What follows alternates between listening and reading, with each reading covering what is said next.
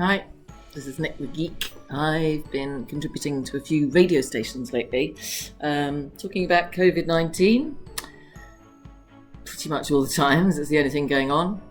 So this is an excerpt from a radio programme on Friday the 10th of April with Darren Adam, who is excellent and very, very intelligent and switched on. And he normally brings in experts. So he's got two American experts on this programme, one of whom is a male psychiatrist of sorts, I think, and the lady doctor is an ENT doctor. They don't completely agree with me. The lady thinks I've got some very good points. The chap thinks I'm irritating, and also he thinks I'm a man. See what you think anyway. Okay. Professor Dr. Daniel, psychiatrist Dr. Daniel Amen is with me, as is ear, nose and throat Dr. Linda Doll. 0345 606 0973. In Cheltenham we find Nick, who morning Nick, I think you've got a question for both of them, I guess. Well, I have. Yes. I've got a lot of statistics as well. I don't want to bamboozle everybody, but there's so much new research that's come out in the last 24 hours, particularly from the US. Thank you, guys. Which I'm geeky enough to stay up and collect from the New York Times, the Science Magazine, and National Geographic, which I wondered if I could share and ask some questions about. Yes. Well, try to focus if you can. What has caught your attention most acutely, would you say? Okay, most acutely is the method of testing and the mutation of this type of coronavirus, which means that effectively it's date stamps, this virus, because every 15 days it mutates. So looking at that, even back to late 2019, when China was looking at the first early symptoms, and it wasn't obviously until the 57-year-old woman in Wuhan was diagnosed on the 29th of December that they found it, but countries were already looking at this virus, but every 15 days it would slightly mutate. So it becomes very, very difficult to track, but in a good way, because it's changing, it's date stamped. So as it changes, as it goes through and infects different people, different people have a date stamp on them. Does that make sense? Well, let me bring Dr. Linda Doll in on this firstly. And mutation is a we need to be careful about the use of the word mutation, because my understanding, Linda, is that actually this virus isn't really mutating at all, which is one of the reasons why a vaccine is going to be quite useful if and when it arrives. Yeah, I think what he's talking about, I read that article as well. He's talking it's an article written by virologists when they talk about mutations that are subtle, that don't affect the way the virus is functioning, infecting people.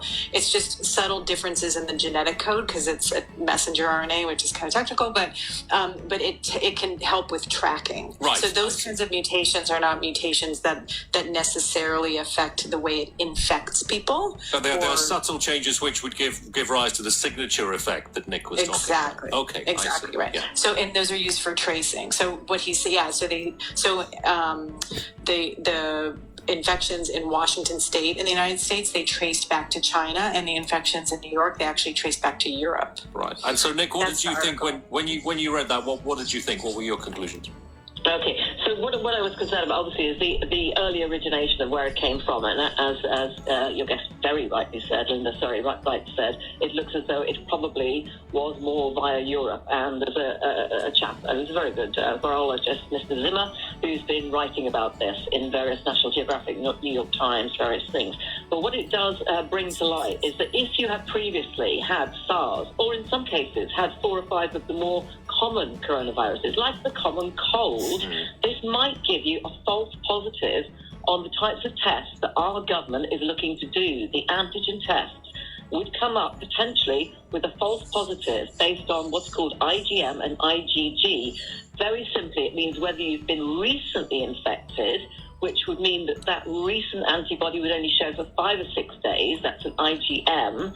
But if you've had a longer lasting build-up, like you would measles when you were a kid, the IgG would show that you've had it for a long while and might be more able to defend you against it if it came back again. All right, the problem being, we'll get false positives. And that's one of my questions is, how realistic is that? Okay, Linda.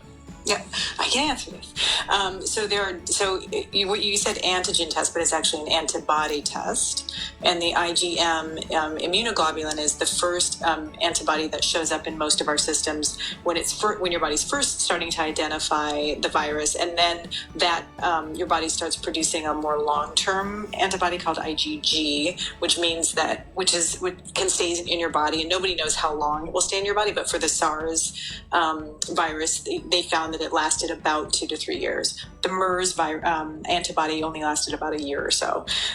But the antibody tests that they come up with, there are different versions of those antibody tests, and some of them are more specific than others. So it gets really technical, but it's a good point. When the government chooses the type of antibody test to use, it is important to get one that is as specific as possible for COVID-19.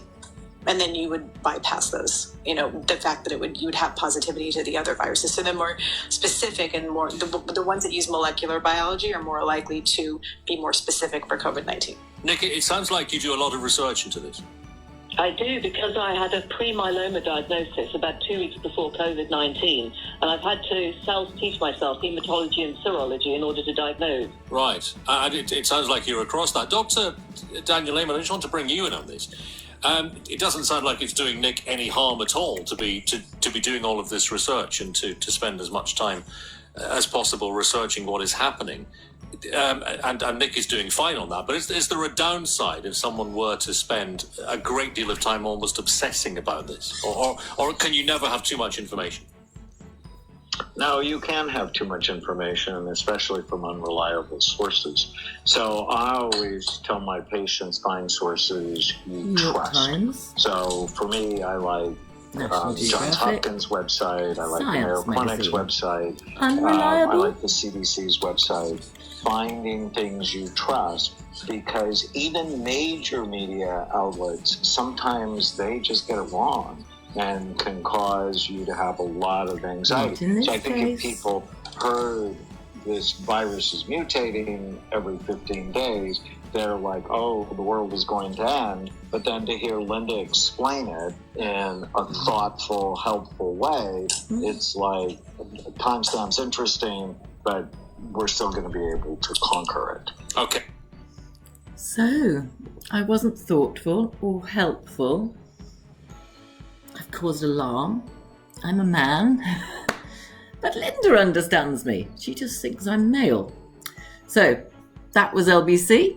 Got some more coming up on BBC Radio 5 Live, BBC Radio London. They sort of amalgamated recently. So, between 1am and 4am in the morning, it's now transmitted across all sort of BBC radio stations, UK-wide, not just London, with lovely presenters like Jim Davis and Darren Adam of my mate from university. So tune in for more of the bonkers, brainy Brit.